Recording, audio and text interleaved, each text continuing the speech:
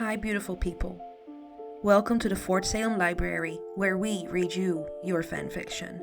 So sit down or don't, relax or don't, and enjoy these stories in a way you have not before. We at Fort Salem Library do not own Motherland Fort Salem or any of the related characters. The Motherland Fort Salem series is created by Elliot Lawrence and owned by Freeform. This story is a work of fanfiction and is meant for entertainment only. We are not making any profit from these stories. All rights of the original Motherland Fort Salem story belong to Freeform. We also do not own Her Song is a Sin, or any of its original characters and storylines. We did, however, get permission from the author to read their story. This story was created and written by Lou1, and you can find the link in our show notes. This story is being read to you by me, Britt.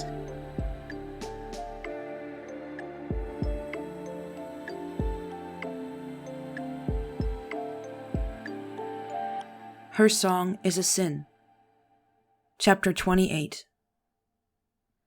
The way the snow had unevenly fallen on the car's surface, it was obvious that it had still been warm from recently running when the snow had started to fall.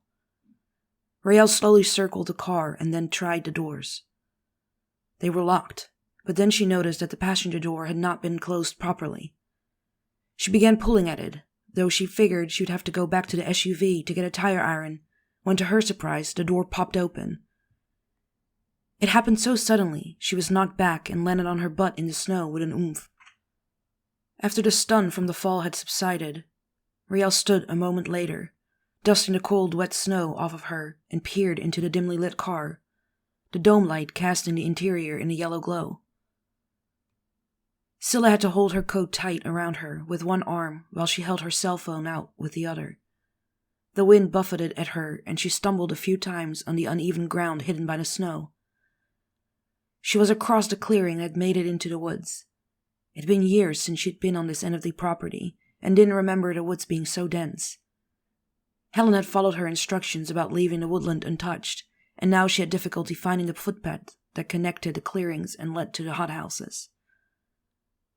Porter wasn't sure where his friend had gone, but he followed the tracks in the snow as best he could. What disturbed him was that there appeared to be multiple tracks. A couple of sets were fresh, but there were others partially covered by the snow. Once he reached the edge of the clearing, though, the patches of snow were more uneven. Some of the accumulation blocked by the canopy of the thick evergreen pines interspersed between the bare limbs of oaks and maples. More than once he lost Scylla's tracks and even found himself doubling back in the thick grove of trees. There was only one place she would go if she'd come into these woods, though he couldn't fathom why she'd go there of all places. Where was that damn path? "What is this?" Alder demanded. The agent pecked at the keyboard and the image reduced to half of the screen as he examined the information that flashed across the other side. "Looks like a security camera feed." "Where?" Alder barked. The agent pecked for a few more minutes at the keys as the images flashed in and out, replaced by others on the screen. At last the image with Helen reappeared and he shook his head. "I don't know. It's not hooked to the rest of Collar's network." "It's the pond," Telly answered. "I recognize a tree." She put her finger out and traced the darkened bottom of the image. "That's the water."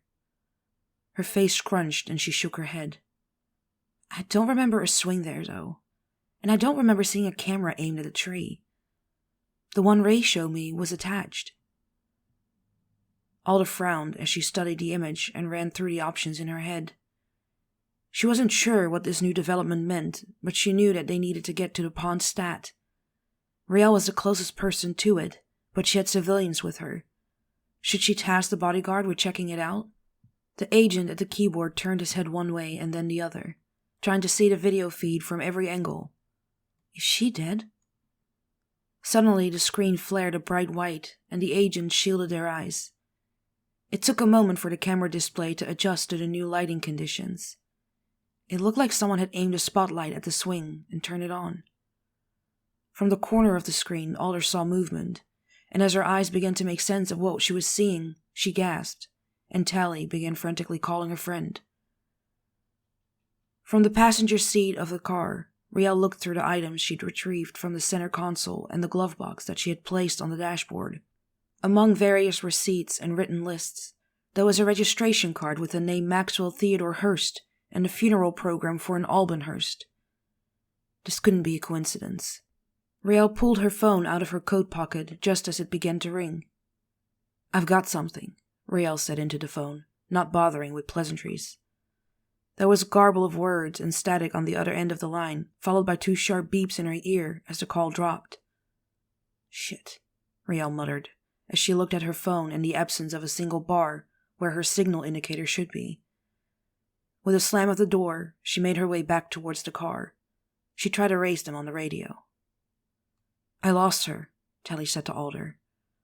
Alder finished speaking into her radio and looked up at her lover. "Keep trying her cell, and I'll try to reach her on the radio." "Holy shit, dude," Tally jumped, partially at the words the agent shouted and partly from the image of a man entering the camera's view with a gun in his hand. As they watched, helpless to do anything, the man shot Helen. The shot rang out through the woods. The wind had almost silenced it completely, however, it reached Scylla's ears. The musician stopped in her tracks at the sound. Was that really what she thought it was? Scylla brought her phone closer to her, her heart pounding and hand shaking, but managed to send another text. "Where are you? Call me." She stared at the screen for what feels like forever, and then sighs as 3 dots appear in Helen's text box and begin flashing. "Oh, you bitch. Finally." At last, the dots are replaced by another message. This one was just as confusing and cryptic as the previous one. "Out by the hothouse, close to the pond. Just shooting some rounds off. I found a box of stuff you need to see that had this old gun with ammo. Found some other stuff too. Get over here." Scylla frowns at the message and then typed back, "On my way." She stood there waiting for the message to go through as the wind continued to whip at her. After a moment she muttered, "Shit, the weather is getting worse. No bars." She shook her head and continued her journey to get her friend. Finally, she reached a clearing and came to a stop. With the storm there was no moon out, and yet the area around the pond seemed to glow a bright white. Right away she noticed something was different.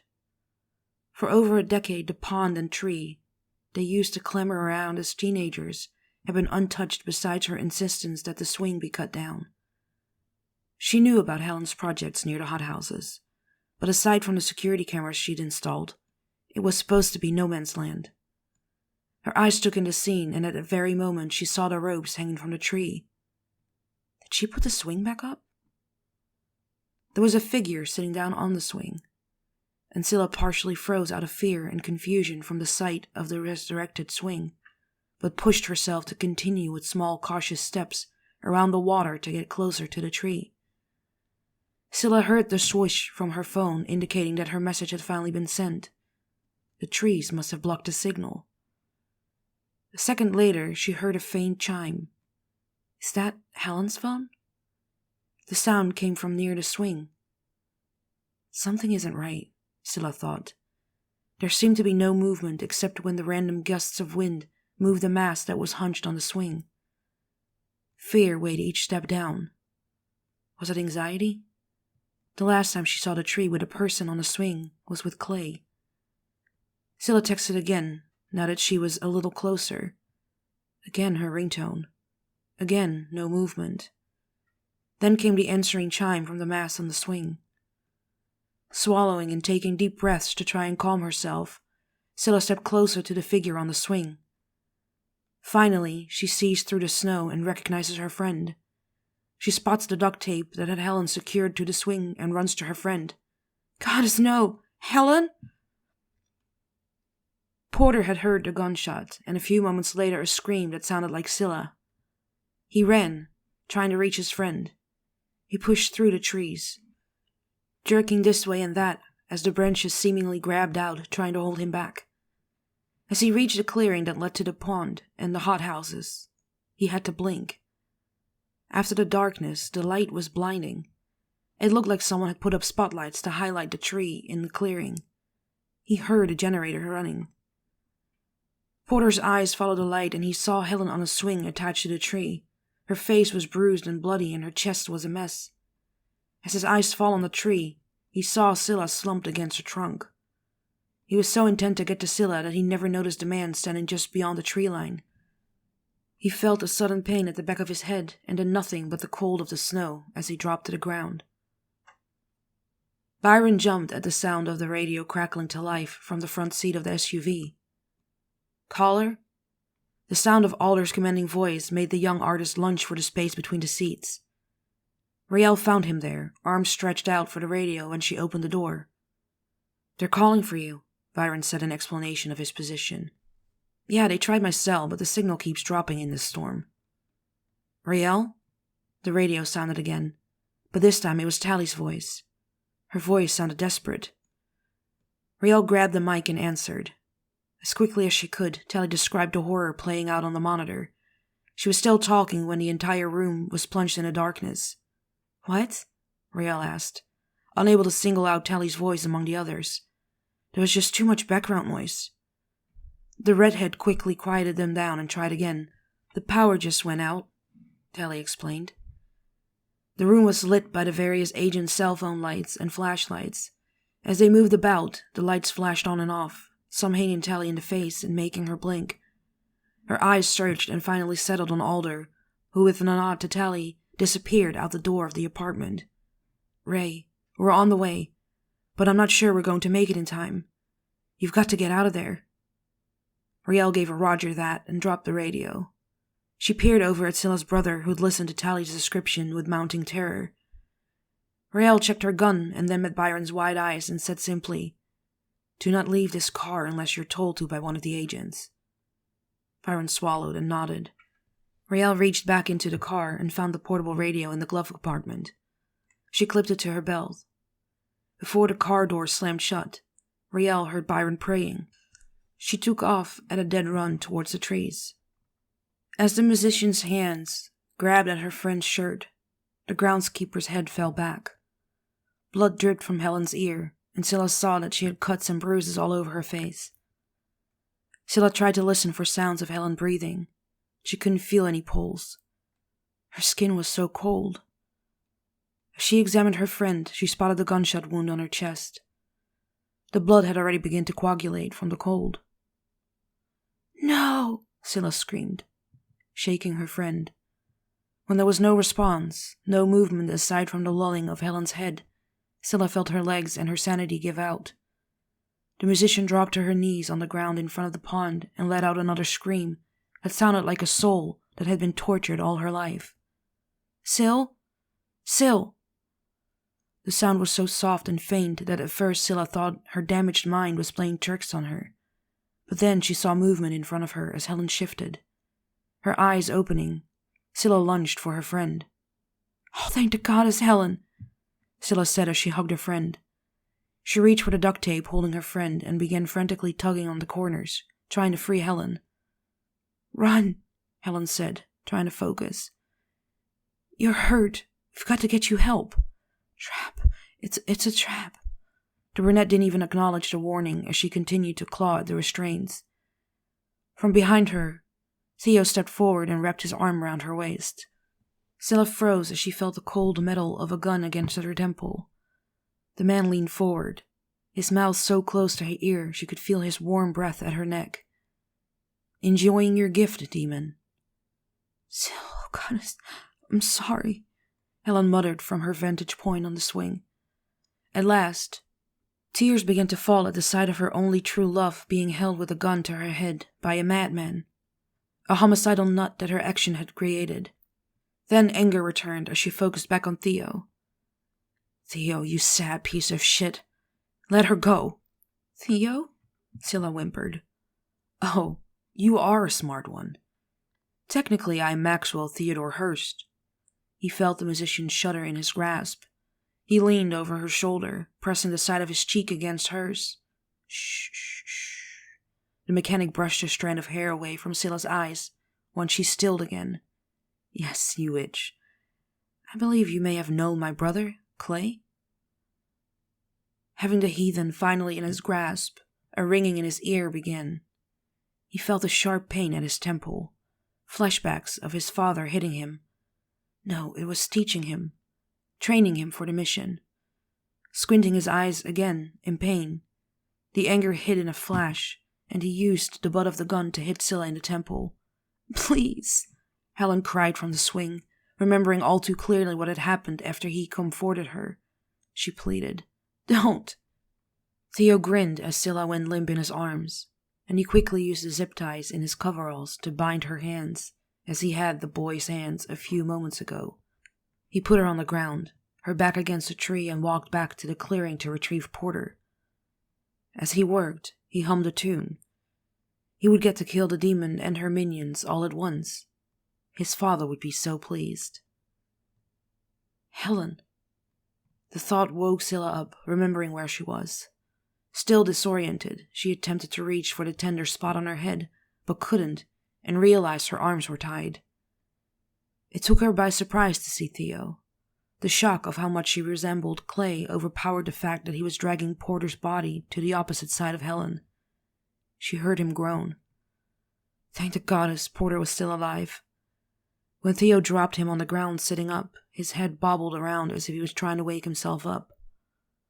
For he is God's servant for your good, but if you do wrong, be afraid, for he does not bear the sword in vain, for he is the servant of God, an avenger who carries out God's wrath on the wrongdoer.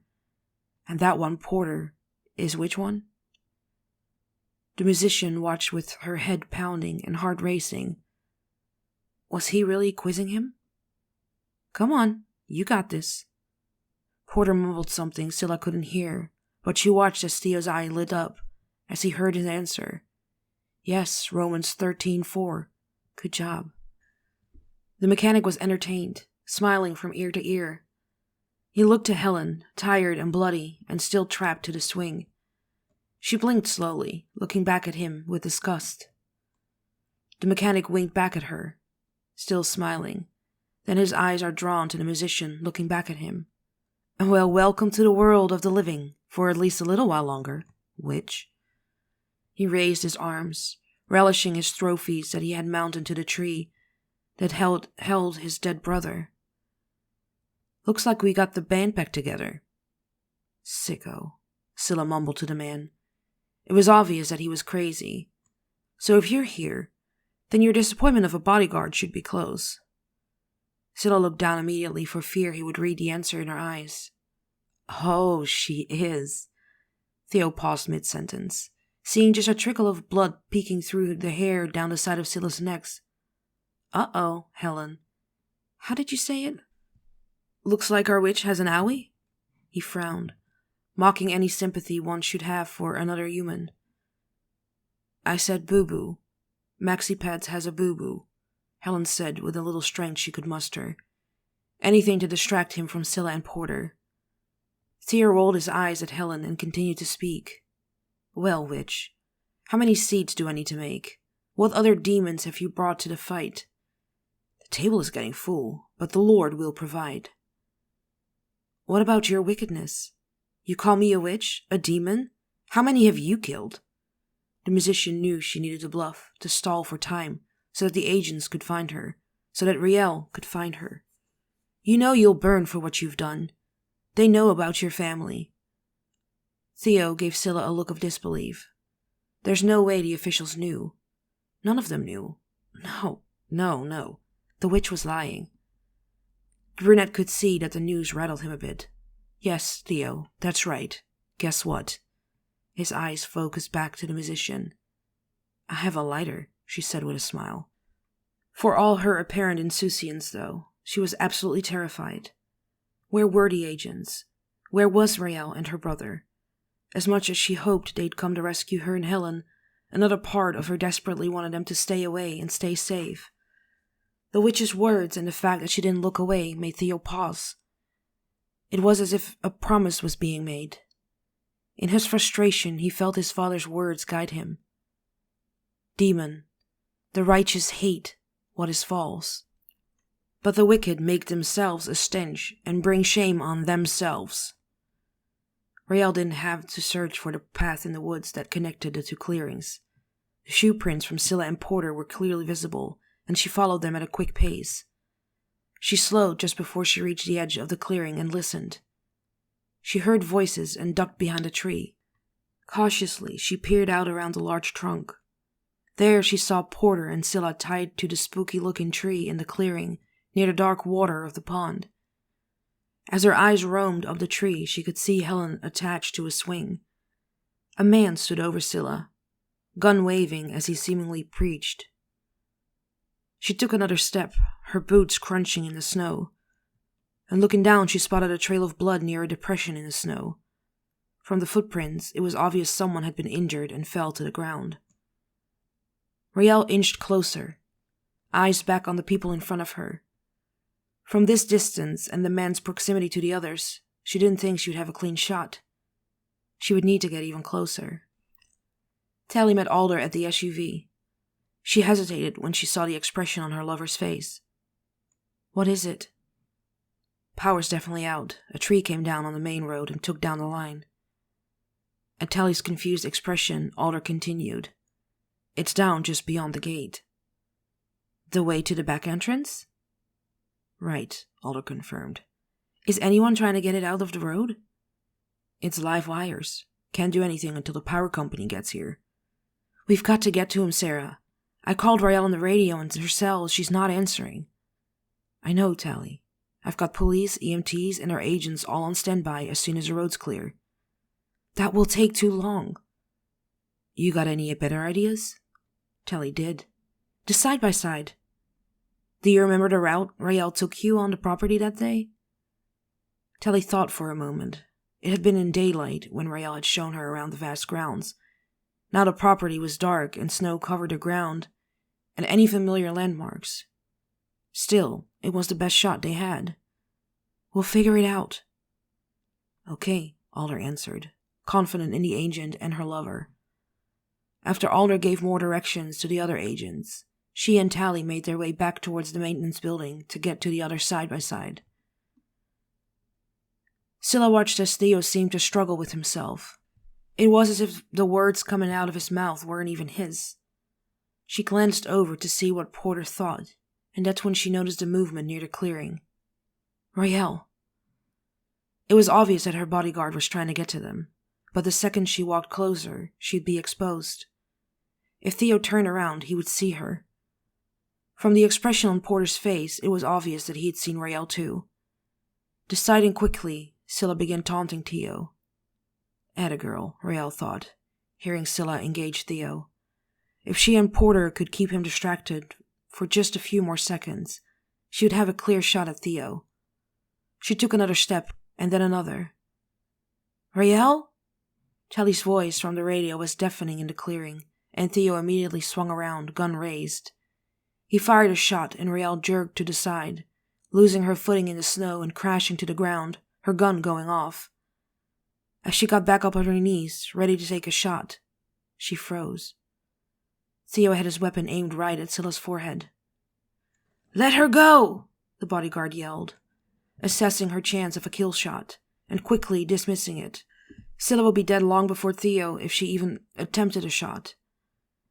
"About time you made it here, bodyguard." "Aw, look at that." "Hey, Helen, you captured that pancake holster perfectly." So tactical. When Helen didn't respond, Theo took his other hand and slapped her face. "Come on, wakey wakey. You can't sleep now. Not when we're just about to have fun." Rael took advantage of Theo's split attention and raised her weapon. Scylla stiffened at the action, and it was enough to alert Theo. The bodyguard silently cursed as the man turned to look at Rael. "Bodyguard, did you play softball?" "I'm kidding, I don't care. You're a lost soul. You gave in to this witch. I was praying that you would be strong, but you're weak.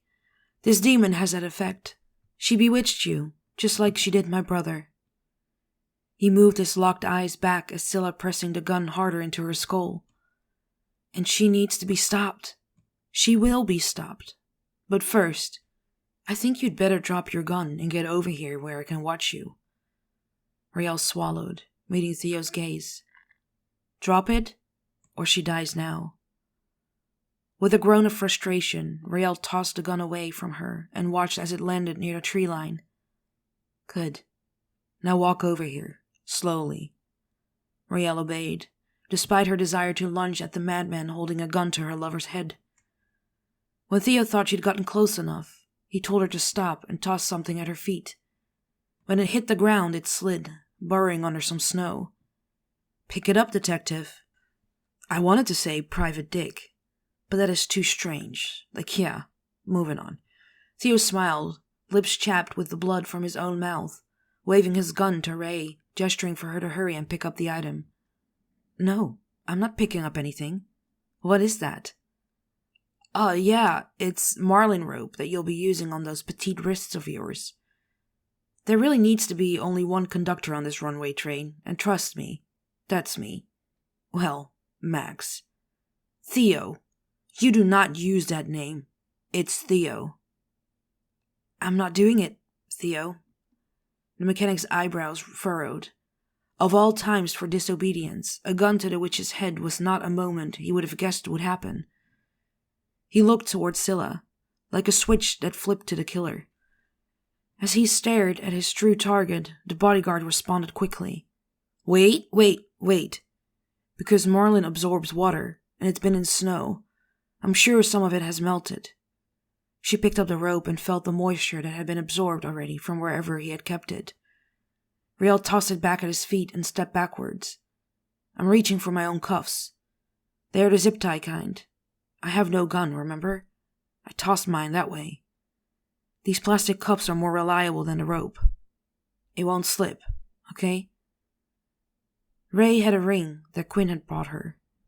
It was a survival ring with a removable centerpiece that revealed a small blade for rope and even zip ties. She hoped she'd get a chance to use it. Fine, hurry up already. This game is about to start one way or another. Theo emphasized the urgency by firing a warning shot into the ground. The storm was slowing down, and the deviants were getting too relaxed. He was the one in charge. He was on God's mission. He was in control. Byron jumped at the sound of another gunshot. At first, he hadn't been sure it was a gunshot. Earlier, the storm had been relentless, the wind strong enough to bring down a tree. There had been the sound of an explosion earlier when Rael was in the car talking on the radio, and the night sky seemed to light up before everything went dark again. He knew that most likely something had fallen on the power line, and his suspicions were confirmed by the agent on the radio.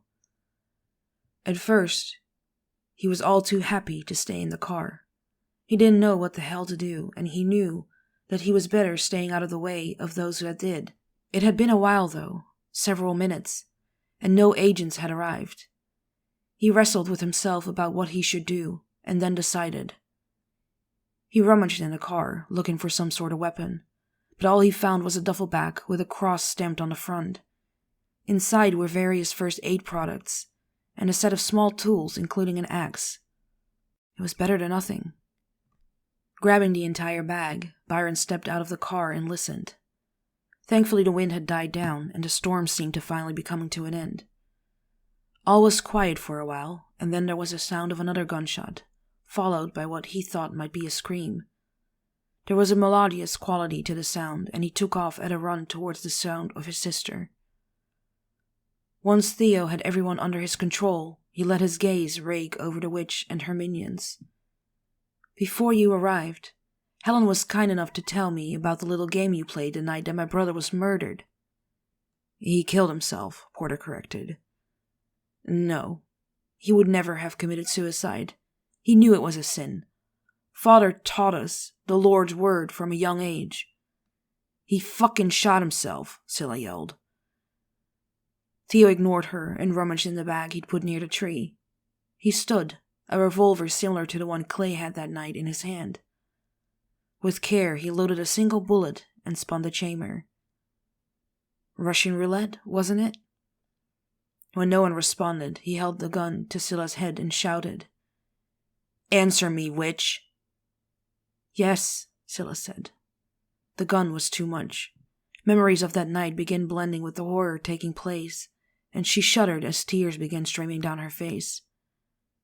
I'm not as foolish as my brother was to let you have a gun. So I'll hold it, and you, demon, you will pick. Everyone will get a turn, even me. Who goes first? Scylla shook her head and Theo pointed the gun at Rael. Choose, or I will kill her. Me, Helen groans. I'll go first. No, Scylla shouted. I'm dead anyway, Helen said, and she knew that there was truth in those words. It didn't matter, though. Only Scylla mattered.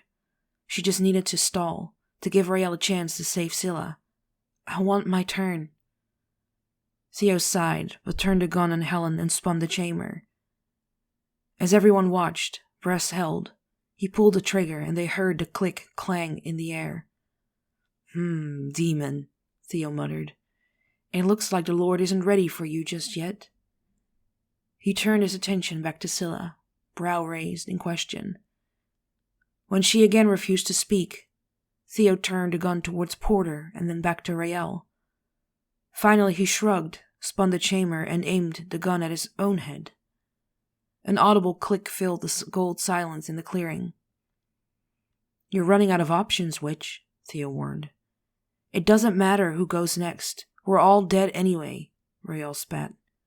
Theo turned to Rael and smiled. True. The Lord has charged me with cleansing this land with your blood. Are you volunteering to go next?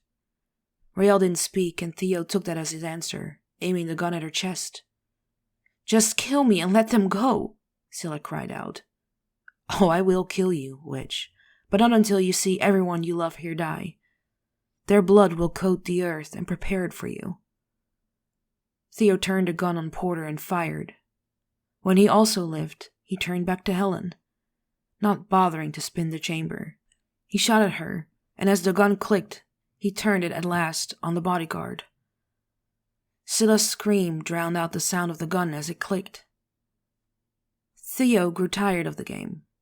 He knew he should let God decide, but he felt he would help the Lord along. After all, he was his sword. He fired again at the bodyguard, and again. From her position on the swing, Helen could see that Theo was losing it again. He was going to kill Rael.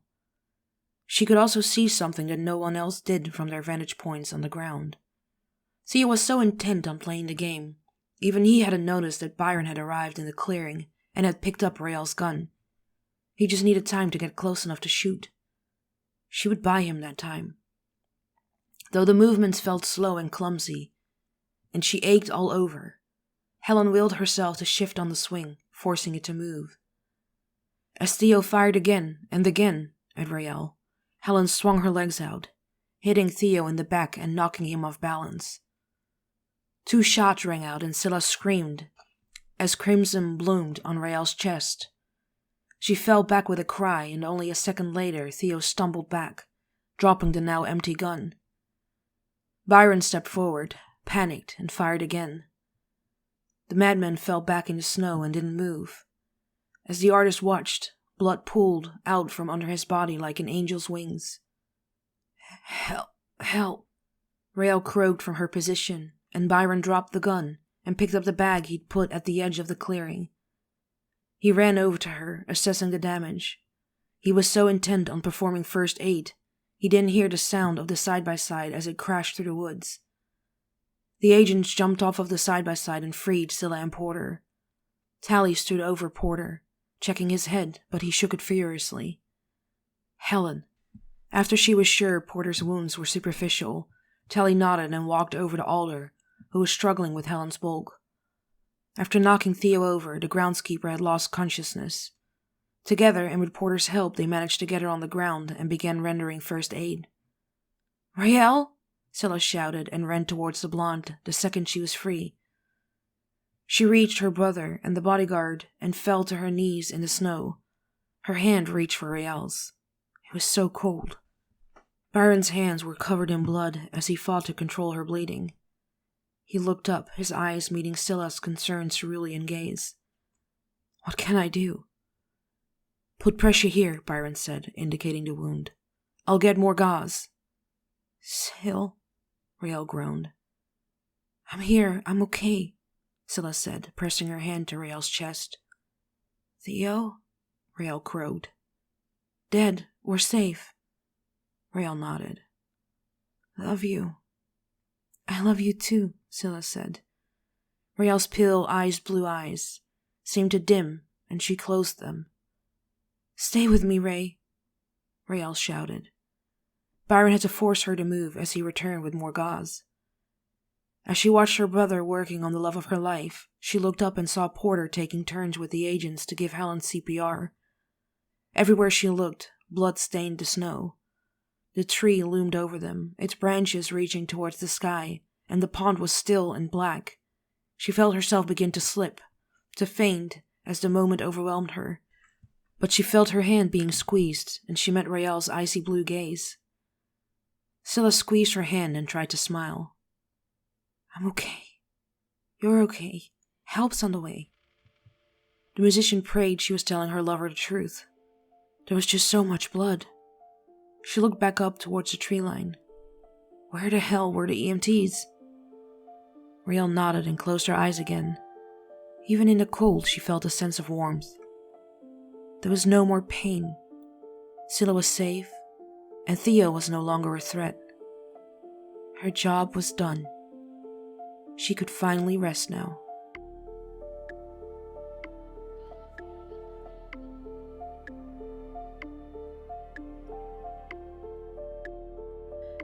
Please find the fanfiction you just listened to on Archive of Our Own and leave the author some love.